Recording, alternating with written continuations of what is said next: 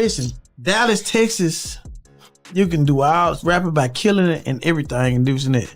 When you selling that dope, feds coming. Them rappers, they watching them rappers. I think they round up everybody trying to get something to pin on them rappers. Yo, what's good, fam? It's your boy back again. And this time the story hits way deeper than your average rap beef or internet drama. This ain't about two artists trading shots online or some petty street argument. Nah. This is about the federal government moving in silence, watching every step, logging every move, and waiting for the exact right second to flip the switch. We're talking about Zillionaire Doe, the Dallas rapper who came straight out of South Dallas, went from hustling heavy in the streets to getting signed under *** Yo Gotti SCMG label. But here's where it gets wild. The same success that made Doe a rising name in hip-hop might also be the spotlight that brings heat straight to his front door. The feds allegedly swept through his entire hood, picked up his older brother, and now whispers in the streets say a serious RICO-style case could be forming with Doe's name floating all around it. No exaggeration, no hype talk. This is one of the most intense, nerve-wracking situations in hip-hop right now, and most people don't even realize how deep it really goes. So let's rewind and really break this down from the start. To understand how everything reached this point, you gotta understand where Doe came from. South Dallas, Texas. And if you know anything about that side of the city, you already know it's pressure from day one. This is where Zillionaire Doe was born and raised, surrounded by survival, ambition, and non-stop grind. From early on, people around him could tell he wasn't meant for an average path. But music wasn't his first dream. Not even close. Back then, Doe was a hooper. A real one. He attended Skyline High School, and in interviews he's talked about how serious he was with basketball.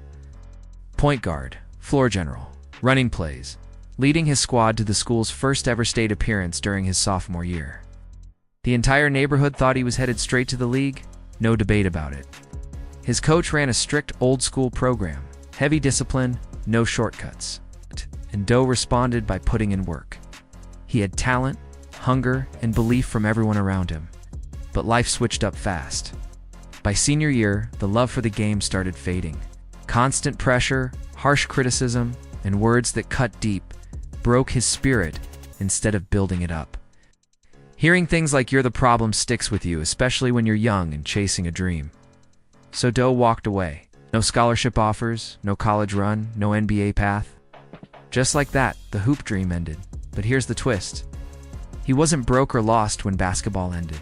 He'd already been getting money long before graduation. From his early teens, Doe was grinding non-stop, flipping phones, hustling plays, stacking however he could. In interviews, he said straight up that hustling was part of his life from the jump. That mindset never left him. It just found a new lane. Never clocked in for a 9-to-5, never needed one, never wanted one. Hustling was the family business long before Doe ever touched a mic. His mom was a hustler, his pops was a hustler, his big brother was a hustler too. By the time Doe graduated high school in 2019, that grind was already coded in his DNA. College was never the plan, and a regular job was never even a thought. He was already deep in the streets, moving serious weight and touching real money, while most kids his age were still asking for allowances. Doe has talked openly about stacking his first $10,000 off gambling while he was still in high school. To him, that wasn't a flex. It was just the starting line. This wasn't some small corner situation either. Doe was really in the mix, learning the game from seasoned OGs, building connections, understanding how to move smarter and quieter. Every move was about leveling up, expanding, and staying ahead of the next man. And here's the twist nobody saw coming. Doe never wanted to be a rapper. Music wasn't even on his radar. His family already had deep roots in it. His father started Zillionaire Records back in the 90s, and his big brother rapped too. But Doe stayed focused on the hustle, not the studio. He'd been around microphones, engineers, and sessions his whole life, and it still never clicked. He was locked in on the bag, not bars. God. So how did Doe end up rapping anyway? This part is straight out of a movie. It's 2022. And Doe is out in Los Angeles handling business. His longtime homie BFG Strap, who was deep into shooting music videos at the time, told Doe to pull up.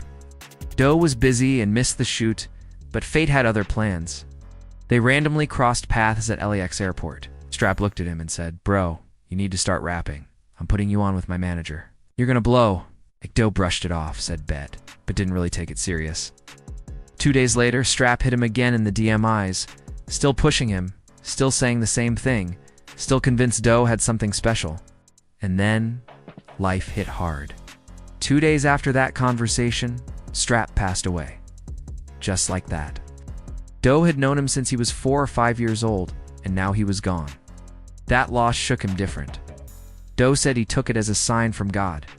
Not hype, not coincidence, a sign. That's when the switch flipped.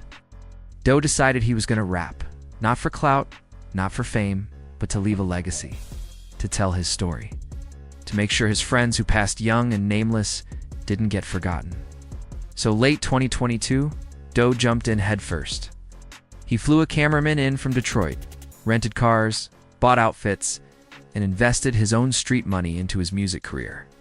No label, no cosign, just pure hustle and belief. And the wild part? It worked. His third or fourth video, Du Bois Dreams, started buzzing in Dallas clubs. The streets were rocking with it heavy. By December 2023, he dropped Trap Star, and that's when CMGA and our Dame reached out. At first, Doe thought the message was fake. He's sitting in the trap with his people, and Dame is in his DMS, saying Yo Gotti wants to work. To confirm it was real, Doe sent over unreleased tracks. The very next day, December 24th, Christmas Eve, Doe is at the mall buying gifts for his nieces and little sisters. That's when it happened. Yo Gotti himself DM'd Doe, quoting lyrics word for word from his song. No middleman, no confusion, no doubt left. At that moment, everything changed. Doe sent it. That's the exact moment everything became real. No more guessing, no more what-ifs. Fast forward to January 21st, 2025, the day that flipped the entire script. CMG officially announces they signed Zillionaire Doe. South Dallas erupted instantly. The whole hood pulled up heavy, metallic 5 South on feet before they even dropped, Lambos lining the street. Bottles of Ace of Spades popping nonstop in front of the Blue Store on Malcolm X. It felt like history being made in real time. This wasn't just a signing. This was a citywide victory. South Dallas finally had one of their own land, a major deal, and the energy was unreal. Cameras everywhere, music blasting, people celebrating like they made it too. But here's the part nobody wanted to talk about back then. All that attention came with a price. When Yo Gotti pulled up to Dallas, when he stepped into the hood, when the cameras started rolling and eyes from everywhere locked in, it made the area blazing hot. The feds had already been watching quietly, but now they had the perfect excuse to move. Exactly 1 month later, February 25th, 2025, everything crashed. The feds stormed South Dallas with a full-scale operation. That night, Doe was at the studio locked in, working on new music. Then his phone buzzed. His girl texted him, police at the door. First he thought it was a setup, maybe somebody trying to run a play. But nah, this wasn't street stuff. This was federal. The D and the full alphabet came through. They hit Doe's crib, his big brother JJ's place, and multiple spots around the hood. They seized 14 firearms, over 1 kilogram of pills, marijuana products, concentrates, more than $40,000 in cash, 6 vehicles, jewelry, and even an exotic animal that ended up getting taken to the Dallas Zoo. The whole thing was labeled Operation Blue Laces, aimed at the 42 Oakland Street Group, better known as 4 Deuce. 8 people were indicted. One of them was Doe's big brother, JJ. The charges were serious. Possession with intent to distribute, firearm violations, and using phones to move product. The feds had text messages showing warnings about raids, people being sent to recover missing product, and operations continuing like nothing happened the very next day. Now listen close, because this part matters. The feds don't hit a hood like that just to make noise. They move with a long-term plan. Those 8 indictments? That's pressure. Real pressure. Every single person is getting squeezed, questioned, and pushed. They want cooperation. They want someone to talk. Let's be honest about who they really want. Zillionaire Doe. Fresh CMG deal. Flexing designer fits worth tens of thousands. Buying cars, jewelry, traveling, doing shows, living fast. The feds already know his past. They know where he came from. Now they're trying to connect the dots, building a narrative that the music money is really street money moving through the industry.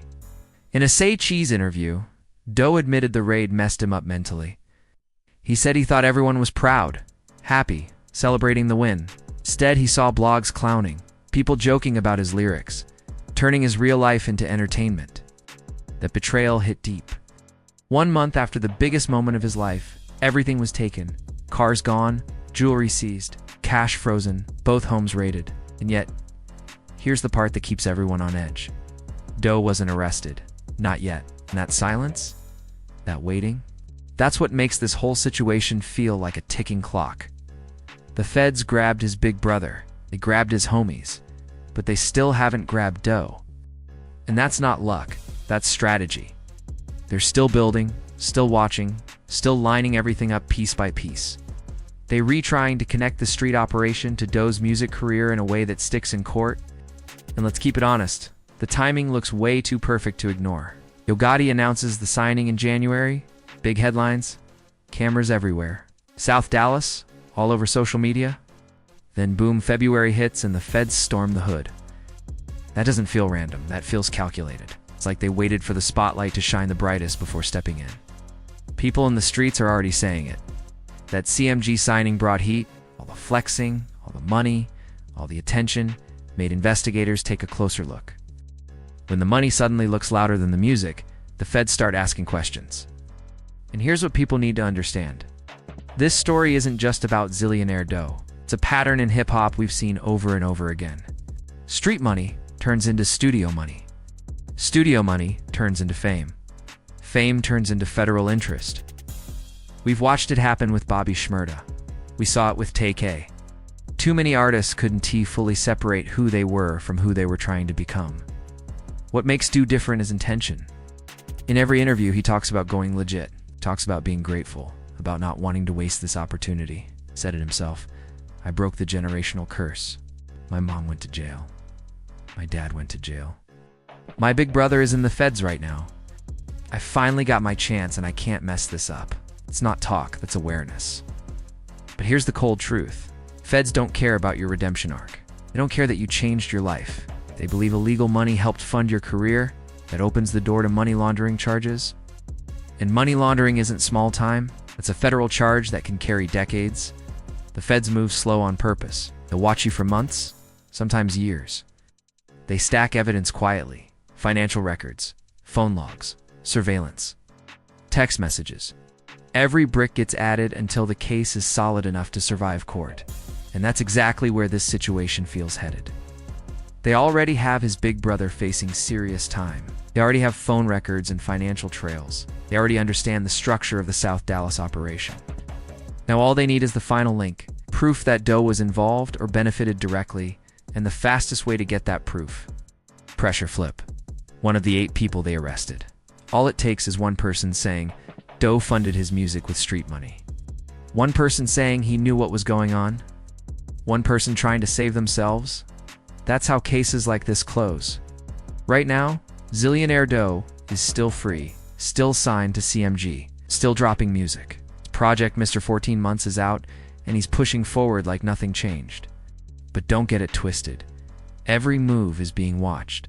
Every dollar, every post, every flex, and the scariest part. He doesn't even have to slip up. If someone else talks, that's enough. Agents don't need a new mistake.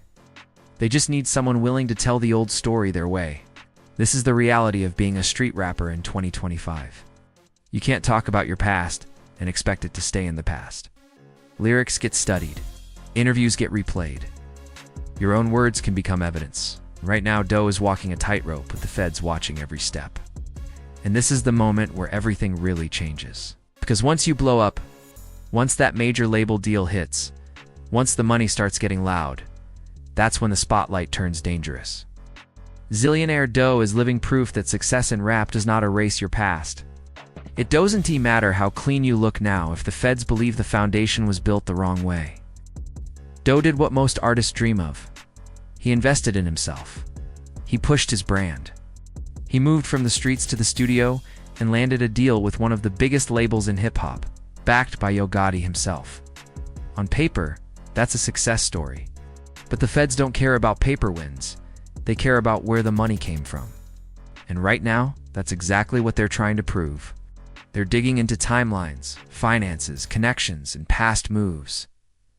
The real question is this: can Doe separate his present from his past in time? Can he show that his rise is clean, legit, and fully detached from the streets? Or is the case already built, sealed, and just waiting on the right day to drop? Because make no mistake, federal cases don't rush. They wait. They stack evidence quietly. And when they finally move, it's usually because they already know the outcome. That's what makes this situation so tense. Not the noise, but the silence. Right now, Doe is still free, still making music, still pushing forward, but the clock is ticking, and the feds don't blink.